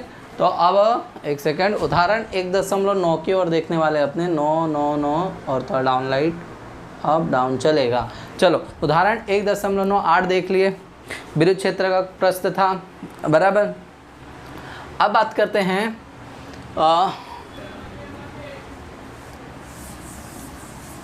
क्लियर है। एक चीज़ मैं बता देता हूँ, जैसे आपने कूलम का नियम पढ़ा, कूलम का सदिश स्वरूप पढ़ा, बराबर। विद्युत क्षेत्र भी अपना क्या है, एक सदिश राशि है। क्या है, सदिश राशि है, जो मान और दिशा दोनों पे निर्भर करता है, जैसा अपना बल है। क्लियर है। अब वैसे ही यहाँ भी आपको एक चीज़ मैं बता देता हूँ कि बहुत सारे जब आवेश हो, किसी पर्टिकुलर एक बिंदु पर आवेश विद्युत क्षेत्र का निकालना हो, मतलब 3 आवेश से किसी एक बिंदु पर विद्युत क्षेत्र निकालना हो, तो उन सभी विद्युत क्षेत्र का एक एक के लिए सदिशों का क्या होगा, योग होगा। बस वही अध्यारोपण का सिद्धांत जैसे आप बल के लिए किए थे, वैसे ही विद्युत क्षेत्र के लिए भी होगा। मतलब किसी एक बिंदु पर अगर हमें इसके वजह से, इसके वजह से, इसके वजह से अगर विद्युत क्षेत्र निकालना है, तो सभी का विद्युत क्षेत्र का क्या होगा, सदिशों का योग होगा। क्लियर है। चलो उदाहरण 1.9, फिर से अगेन इंपॉर्टेंट क्वेश्चन है। ऐसे क्वेश्चन है ना, बहुत अच्छे होते हैं। सिर्फ यहाँ दिशा की पहचान करनी होती है, बाकी तो 2-2 सेकंड का काम है, जैसे कूलम के नियम में आप लोग देखे थे। डायग्राम बना देता हूँ स्टॉप करके, ताकि इसके लिए टाइम ना बिगड़े। क्लियर है। तो चलो, एक आपको इक्विलेटरल ट्रायंगल दिया, जिसकी भुजाएं कितना, 0.1 मीटर, 0.1 मीटर, और यहाँ से यहाँ भी 0.1 मीटर। इसके 2 पॉइंट, एक यहाँ पे और एक यहाँ पे क्या रखा हुआ, एक धन आवेश रखा हुआ Q1, जिसका मान है प्लस, यहाँ लिख देता हूँ आपको कन्फ्यूजन ना हो, Q1 बराबर है प्लस 10⁻⁸ कूलम। और जबकि आपका Q2 क्या है बच्चों, Q2 यहाँ पे रखा हुआ है, जिसका मान है ऋणात्मक है, वो मतलब ऋण आवेश से। क्लियर है, उसका मान ये है। तो आपको बोला है भाई कि बिंदु B, बिंदु A और बिंदु C पर इन दोनों के आवेश के कारण विद्युत क्षेत्र क्या होगा। तो क्या अध्यारोपण सिद्धांत लगेगा कि एक बिंदु पर 2 आवेशों के वजह से क्या निकालना है आपको, विद्युत क्षेत्र। तो चलो फाइंड करते हैं। पहले पॉइंट ए पर सबसे सिंपल पड़ेगा, ठीक है। तो धन आवेश से क्या है बच्चों, यहाँ धन आवेश है, तो आप सभी को पता है। और ये इक्विलेटरल ट्राइंगल है, तो सब में 60 डिग्री यहाँ भी होगा, क्योंकि अभी आपको यहाँ काम आने वाला है डिग्री। चलो, तो धन आवेश के कारण विद्युत क्षेत्र पॉइंट ए पे अगर देखोगे तो क्या होगा बच्चों, धन आवेश के कारण क्या होता है, विद्युत क्षेत्र आवेश से दूर, यानी आवेश के बाहर होता है। तो धन आवेश से कहाँ हो गया, बाहर। और यहाँ 60 भाई तो यहाँ लिखा जा। और ये क्या हुआ बच्चों, Q1 के कारण है, इसके लिए इसका नाम दे देते हैं E1। क्या दे देते हैं, E1। क्लियर है। अब ये क्या बच्चों, ऋण आवेश से क्या है, ऋण आवेश। ऋण आवेश क्या करता है, ऋण आवेश में जो विद्युत क्षेत्र रेखा है वो अपनी ओर लेता है, मतलब आवेश की ओर। तो यहाँ पे क्या होगा, ये मिटाई देता हूँ, जगह नहीं हुआ। तो ये क्या करेगा बच्चों, अपनी ओर लेगा। तो ये माना Q2 के कारण उत्पन्न विद्युत क्षेत्र पॉइंट ए पे E2। क्लियर हुआ सभी को, आई होप सभी को क्लियर हो। अगेन मैं बता रहा हूँ क्या बताना चाहता हूँ। धन आवेश के कारण विद्युत क्षेत्र क्या होता है, आवेश से दूर जाता हुआ। और ऋण आवेश के कारण विद्युत क्षेत्र क्या होता है, आवेश की ओर होता है। तो विद्युत क्षेत्र यहाँ क्या है बच्चों, E2। Q2 के वजह से उत्पन्न विद्युत क्षेत्र पॉइंट ए पे कहाँ होगा, आवेश की ओर होगा। और Q1 आवेश की वजह से जो विद्युत क्षेत्र पॉइंट ए पे क्या होगा, E1 की ओर है। और दोनों आप देख सकते हो सेम डायरेक्शन में है, मतलब इनका जो परिणामी आने वाला है वो ए से दूर आने वाला है, नहीं, या तो कहते हो ए से दाईं ओर आने वाला है। तो अगर आपको क्या निकालना है, पिंक चौक दिखता है, अभी तक तो दिख रहा था, शाम होते जा रहा है, वीडियो स्टॉप करके बना रहे। E पॉइंट ए पे तो दिख रहा है आपको, जितने घंटे का बच्चे उससे कई टाइम जाता है इस वीडियो को शूट करने में, आप समझ सकते हो। स्टॉप करो, डायग्राम करो, इरेज करो। हाँ, पिंक चौक बहुत ही विजिबल है, अच्छे से, कोई दिक्कत। तो ये बराबर क्या होगा, E1 + E2। तो E1 निकालो बच्चों। बिंदुवत आवेश के कारण कैसे फाइंड करते हो, बिंदुवत आवेश के कारण किसी का भी विद्युत क्षेत्र KQ/R²। बोलो हाँ के ना, सबसे R² अपने स्मॉल r ही लेते आने पूरे चैप्टर में, KQ/R²। तो चलो फाइंड कर दो। पहले E1 के कारण करो, पहले क्या करो, E1 के कारण करो, के चलो लिख देते हैं। E1 के वजह से आवेश क्या होगा, Q1 होगा। और R तो मैंने लिखा नहीं है, तो कहाँ से कहाँ तक की दूरी लेनी, तो ये समझना बड़ा ज़रूरी है। आपने जहाँ आवेश रखा है वहाँ से लेकर जिस बिंदु पर आपको क्या फाइंड करना है, विद्युत क्षेत्र। तो Q1 से लेकर यहाँ तक फाइंड करना है, मैंने पॉइंट 1। तो यहाँ से लेकर यहाँ तक की दूरी कितनी बच्चों, 0.05 मीटर। तो यहाँ मैं डायरेक्ट लिख देता हूँ, यहाँ तो मैंने आर पार कुछ नहीं माना है, 0.05 मीटर का स्क्वायर है ना सूत्र में, यस। तो के का मान कितना होता है, फर्स्ट लेक्चर का है 9 × 10⁻9, किसके में, हवा की वजह से, बाकी सब की वजह से मीडियम चेंज होगा तो के चेंज होगा। पूरा कॉन्सेप्ट मैंने क्लियर करवाया है वहाँ पे जाके। फिर Q1 आवेश 8 कूलम, क्लियर है, 10⁻⁻8 कूलम। और क्या, इनकी दूरी 0.05 का स्क्वायर, क्लियर हुआ बच्चों E1। अब एक चीज़ आपको बता देता हूँ, E2 भी बच्चों उतना ही होगा। कैसे होगा सर, आवेश क्या होता है, बिंदुवत आवेश के कारण उत्पन्न विद्युत क्षेत्र का सूत्र है। तो ये बिंदुवत आवेश है, यहाँ किसी एक बिंदु A पर हम निकाल रहे हैं, दूरी देखो कितना है 0.05। आवेश का मान वही है, बस ये क्या है, ऋणात्मक मान है तो उसका मान ले लेंगे, क्या लेंगे, मान यानी मोड ले लेंगे। तो यहाँ भी प्लस वैल्यू ही पुट करनी है आपको, मतलब पुटो करो फिर मोड ले लो, उसका सबका मान निकाल रहे हो तो आपको E2 भी क्या मिलेगा, सेम वैल्यू ही आपको यहाँ गिवन होगी। अगर नहीं समझ आया तो देखो Q2 डिवाइड बाई क्या करो बच्चों, 0.05 का क्या करो बच्चों, स्क्वायर करो, 0.05 का स्क्वायर। के की वैल्यू दी है, Q2 की वैल्यू दी गई है, 0.05 की वैल्यू रख दो तो आपको E2 भी मिल जाएगा। तो one type of E1 plus क्या हो गया, E2 हो गया। तो आप यहाँ से लिख सकते हो, आप यहाँ पे लिख सकते हो कि E1 E जो मिल रहा है वो क्या होगा, E2 और E की वैल्यू से, मतलब इन दोनों की जो भी वैल्यू आएगी E1 और E2 की वैल्यू सेम होगी तो दोनों का मान यहाँ क्या कर देना, प्लस कर देना, तो आपको EA मिल जाएगा। क्लियर हुआ सभी को। माइनस वाला डाउट आ रहा है किसी को, जो बेसिकली आपको है ना मान लेना होता है, सिर्फ सदिश स्वरूप वाले में याद रखना। अभी F बराबर के Q1 × Q2 divide by R², वहाँ भी क्या है, आवेश का मान आपको प्लस ही लेना रहेगा क्योंकि आप वहाँ से मान निकालते हो। ऐसे यहाँ भी E बराबर KQ डिवाइड बाई R² में हमेशा याद रखना, आपको ऋणात्मक मान दिया समझते हैं बट उसका मान लेना होता है। और जब आपका जो कूलम्ब का नियम जो सदिश स्वरूप पढ़े ना, वहाँ आपको प्लस और माइनस दोनों मेंशन करना अगर वैसा गिवन होगा। सदिश के स्वरूप में क्या रहा, R2 - R1 का पावर होल क्यू और ऊपर क्या था गुणे में R2 - R1 सदिश में था। तो वहाँ पे जो K × Q1 × Q2 बता रहे हो, वहाँ धन और ऋण, मतलब वहाँ आपको बताना है धन और ऋण के साथ, और यहाँ आपको बताना है नहीं, यहाँ सिर्फ आप मान ले रहे हो। क्लियर, इसके वजह से। चलो अब निकालते हैं बच्चों पॉइंट बी पे। ए निकल गया पॉइंट ए के वजह से, अब यहाँ निकाल दे बच्चों पॉइंट बी के वजह से। तो पॉइंट बी के वजह से देखो बच्चों, अगेन धन आवेश के कारण आप देख सकते हो, धन आवेश के कारण क्या होता है बच्चों, विद्युत क्षेत्र रेखा बाहर की ओर होती है। कहाँ होती है, बाहर की ओर। तो ये क्षेत्र रेखाएं कुछ इस प्रकार से आएंगी, तो यहाँ बनाएंगी E1। और ये देखो बच्चों क्या है, E2 है, क्या है ये, E2 है।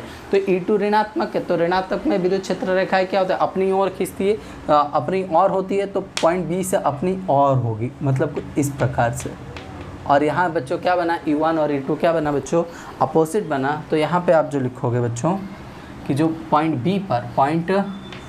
बी पर जो आपका विद्युत क्षेत्र होगा E1 - E2 आपको करना रहेगा।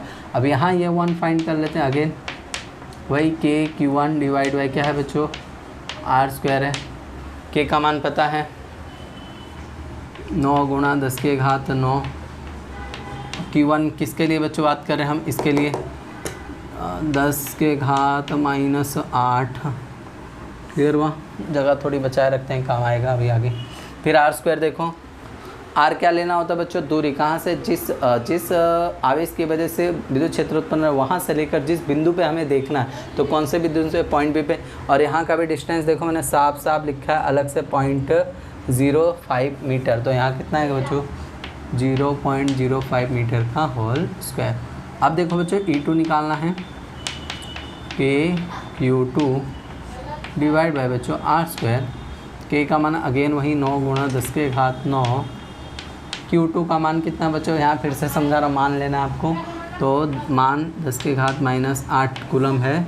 और R दूरी यहाँ देखना इंटरेस्टिंग है, पॉइंट बी से यहाँ से लेना है, ऋणात्मक आवेश से लेकर कहाँ तक लेना है आपको, जिस पॉइंट पे निकाल लो। तो मैंने टोटल दूरी बता दी है 0.15 मीटर। कैसे बच्चों, इतनी दूरी है 0.05, इतनी दूरी 0.05, इतनी दूरी अगेन 0.05, तीनों को प्लस करोगे तो 0.15 मीटर। तो ये यहाँ एक चीज़ ध्यान देने वाली बात है, यहाँ आने वाला जो आवेश दूरी वो अलग है। तो जो भी निकलेगा बच्चों E1 और E2 का मान निकालना, बुक में तो आंसर डायरेक्ट देख सकते हो, उसको क्या कर देना आप लोग माइनस कर। क्लियर है। अब सबसे इंपॉर्टेंट जो है सी पर आएगा, तो बच्चों 3 मार्क्स में बढ़िया सा क्वेश्चन आ सकता है क्योंकि उसमें 3 प्रश्न पूछे हैं, बहुत ही अच्छी क्लियरिटी। चलो फिर पॉइंट सी पर अपने को निकालना है, तो पॉइंट सी के लिए थोड़ा अलग है। Q1 धन आवेश है और पॉइंट सी पर निकालना है। धन आवेश के कारण विद्युत क्षेत्र कहाँ होती है, आवेश से दूर होती है, तो आवेश से दूर दूर दूर दूर दूर दूर कहाँ, डायरेक्शन कहाँ होगा बच्चों, कुछ इस प्रकार से उस तरफ होगा। और ये सी, तो यहाँ जो बना क्या बोलेंगे इसको बच्चों, E1 बोलेंगे। क्या बोलेंगे, E1 बोलेंगे। क्लियर हुआ। और वैसे ही ऋण आवेश के कारण जो बिंदु सी पर विद्युत क्षेत्र बनेगा, जो भी बनेगा, बट ऋणात्मक आवेश में क्या होती है, विद्युत क्षेत्र अपनी ओर होती है। विद्युत क्षेत्र रेखा क्या होता है, आवेश की ओर होती है। तो आवेश की ओर है अगर, तो आवेश की और मान लेता हूँ, जस्ट इतना डायरेक्शन सेम होना चाहिए, सदिश हो गया। क्लियर है। तो अब एक दिशा उस तरफ है, एक दिशा नीचे की ओर है। ऐसे कंडीशन में प्लस माइनस काम नहीं आएगा। क्या काम आएगा बच्चों, परिणामी निकालना पड़ता है। तो यहाँ एंगल तो आपको पता है 120 डिग्री बनेगा, ऐसे क्वेश्चन सॉल्व किए हुए हैं अपने। क्लियर है। और इसका परिणामी पहले डिग्री, एक सेकंड, एंगल कितना बनेगा बच्चों, 120 डिग्री यहाँ बता रहा हूँ। और इसका हीरो जो परिणामी होगा अपना कहाँ होगा, जस्ट कुछ इस डायरेक्ट सदिश योग करोगे आप, लाके जोड़ देना, तो इस प्रकार से क्या बनेगा, इस तरफ बनेगा। तो यहाँ पे जो क्षेत्र, विद्युत क्षेत्र का मान AC होगा, कुछ इस दिशा में होगा। इसका तो डायरेक्ट दिशा बता दिया था ना। ये क्या है, दोनों ही सेम दिशा में हैं। तो A से दूर, A से क्या है, लिख देता हूँ, A से दाईं ओर, अभी ध्यान आया, दाईं ओर। क्लियर है। और यहाँ क्या है बच्चों, A से दाईं ओर, और यहाँ क्या है, B की ओर है। या तो लिख सकते हो Q2 से बाईं ओर, Q2 से क्या है बच्चों, बाईं ओर है। या तो लिख सकते हैं, क्या बोला, E1 माइनस E2 कर रहे हो आप लोग, बराबर। तो E1 माइनस E2 कर रहे हो, तो आपका कहाँ है, Q2 से Q1 की ओर क्या है, हमारा विद्युत क्षेत्र का दिशा है। और इस कंडीशन में अगेन क्या है, पॉइंट C से क्या है बच्चों, दाईं ओर की ओर है। तो EC जो यहाँ निकलेगा बच्चों, वो कैसे निकलेगा आपको पता है,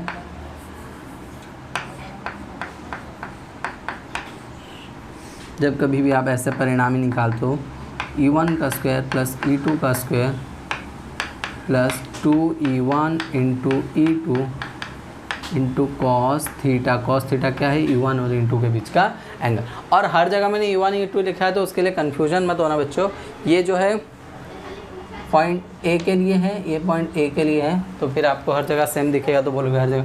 ये पॉइंट B के लिए E1 के लिए पॉइंट A, तो यहाँ C के लिए लिख देते हैं, अच्छी समझदारी के लिए, और उससे ज़्यादा कुछ भी नहीं। क्लियर है। चलो, तो EC में E1C पहले निकालो आप लोग। E1C क्या होगा बच्चों, K Q1 divide by R का अगेन स्क्वायर। K का मान कितना बच्चों, 9 गुणा 10 के घात 9 होता है, ये तो पता है अपने को। और Q1 क्या है बच्चों, इसके वजह से 10 के घात -8, अब तो बार बार बता चुका हूँ, प्लस माइनस देखना नहीं है, और वैसे ही प्लस। और R कितनी है दूरी बच्चों, कहाँ से कहाँ तक का दूरी लेना होता है, जिस आवेश से निकालते हो वो, और जिस बिंदु पे निकालना है, पॉइंट C पे निकालना है आपको। तो 0.1 मीटर ये उसकी भुजा का मान, यानी साइड का मान दिया 0.1 मीटर का स्क्वायर। और अगर एक चीज़ आपको बता दूँ, E2 भी बच्चों उतना ही होगा। क्लियर है। K इंटू Q2, तो 9 गुणा 10 के घात 9। क्लियर है। Q2 का वैल्यू कितना है, वही है 10 के घात -8 कूलम। और आप दूरी देखो बच्चों, -4 आवेश से लेकर पॉइंट C तक में क्या है, 0.1 मीटर जितनी ही दूरी है का स्क्वायर। कहने का मतलब अगेन E1 और E2 मेरा आपस में बराबर है, और उसको मैं एक E1C E2C बराबर है, मैं उसको 1 सेकंड के लिए मान लेता हूँ E सॉल्यूशन के लिए बस, और उससे ज़्यादा कुछ नहीं। तो यहाँ पे अपने को इन सब की वैल्यू पुट करनी थी। और एंगल आपको साफ साफ दिख रहा है, थीटा कितना है बच्चों, 120 डिग्री है। थीटा कितना है बच्चों हमारा यहाँ 120 डिग्री है। क्लियर है। उस साइड में लिखने लायक, साइड में लिखने लायक दिख रहा है। तो EC निकालना था आपको, तो EC बराबर E1C का स्क्वायर, मतलब मैंने इन दोनों को इक्वल क्यों लिया, पता है इनका मान और इसका मान आपस में समान ही आने वाला है सॉल्यूशन के अंदर, इसलिए ई मान लिया, ई स्क्वायर, ई टू सी भी कितना है बच्चों, ई है ई का square, two e one c into e two c, दोनों का मान क्या है ई माने हो, तो टू ये भी ई रखोगे तो क्या बनेगा बच्चों, ई का स्क्वायर बनेगा।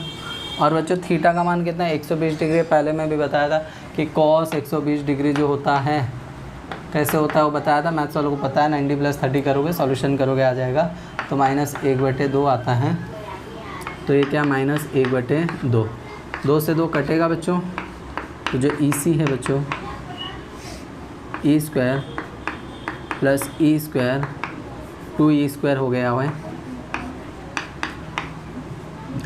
2e स्क्वायर 2 से 2 कटा और ये माइनस इधर आएगा तो -e स्क्वायर आ गया बच्चों। तो ई सी बराबर ऐसा देख चुके हैं सेम पैटर्न, 2e स्क्वायर से 1 स्क्वायर गया तो e स्क्वायर बचा और स्क्वायर से ये रूट कटेगा हट जाएगा, तो ई सी बराबर फाइनली क्या है बच्चों, ई ही आने वाला है।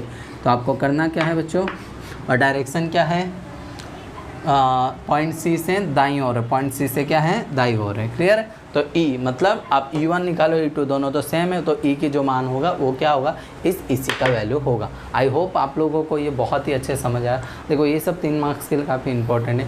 कूलम का नियम और इसके नियम सिर्फ दिशा के ऊपर ही बेस्ड होते हैं, डायग्राम ज़्यादा कॉम्प्लिकेट नहीं है। अब तो एग्जाम में अगर डायग्राम ऐसे सीधा तो गिवन ही होगा, गिवन होगा तो सीधा इतना ही पॉइंट्स लिखना है 3 मार्क्स के लिए, ए पॉइंट पे, बी पॉइंट पे, सी पॉइंट पे, फ़ोन आ जाते हैं सॉरी यार। तो ए पॉइंट पे, ए पॉइंट पे, पॉइंट बी पे, पॉइंट सी पे आपको ऐसे निकालने दिया 3 मार्क्स के लिए, बहुत ईजी है, बस सॉल्यूशन है, सॉल्यूशन को ध्यान देना। नेक्स्ट क्वेश्चन करते हैं, लास्ट क्वेश्चन, वेट करो फ़ोटो ले लिया जाए। चलो तो लास्ट क्वेश्चन सॉल्व कर लेते हैं अब, लास्ट एंड लास्ट, एक सेकेंड बस, उजाला थोड़ा घटा होना चाहिए, हाँ एकदम क्लियर है, जस्ट बस और थोड़ा बस। देखो लास्ट सवाल कर लेते हैं इस टॉपिक का, 1.8 स्वाध्याय का क्वेश्चन है। देखो बच्चों 2 आवेश दिया, बहुत सिंपल है, 3 मार्क्स के लिए भी इंपॉर्टेंट है। 2 आवेश आपको QA QB 3 माइक्रो कूलम यानी 3 × 10⁻⁻⁶ कूलम और ऋण आवेश एक दिया, दोनों को 20 सेंटीमीटर जितने दूरी पर रखा गया है। तो R बराबर यहाँ कितना है बच्चों 20 सेंटीमीटर, यानी 20 बटे क्या बच्चों 100, अर्थात ये 10⁻2 है, ऊपर जाएगा तो 10⁻−2 मीटर, सही है ना, समझ आता है ना। 100 बराबर कितना होता है 10⁻2, प्लस में ऊपर जाएगा तो 10⁻−2 मीटर, और वही 10 सेंटीमीटर क्या हो जाएगा 10⁻−2,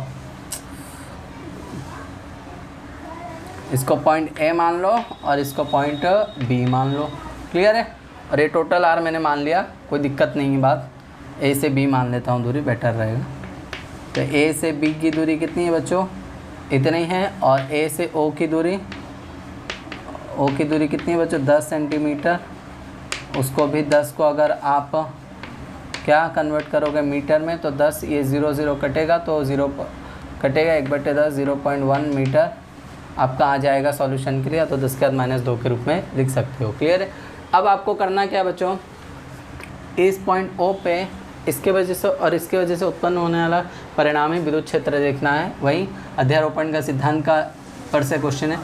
प्लस आवेश है तो इसका विद्युत क्षेत्र बच्चों सिंपल सी बात है, इस पॉइंट पे आवेश से दूर होगा तो मान लेते हैं यहाँ कहीं जा रहा होगा। नेगेटिव है तो अपनी ओर ही खींचेगा, इस पॉइंट पे विद्युत क्षेत्र जो भी हो इसकी ओर ही होना चाहिए, तो ये होगा ये, तो इसके वजह से मान लेते हैं ये आया और इसके वजह से मान लेते हैं ई भी आया, बहुत सिंपल। तो पॉइंट ओ पर अगर आपको निकालना है विद्युत क्षेत्र तो ई ए प्लस क्या होगा बच्चों ई बी, वेरी गुड, ये का मान निकाल सकते हो, बहुत सिंपल है। अगेन बिंदु आवेश के लिए क्या होगा,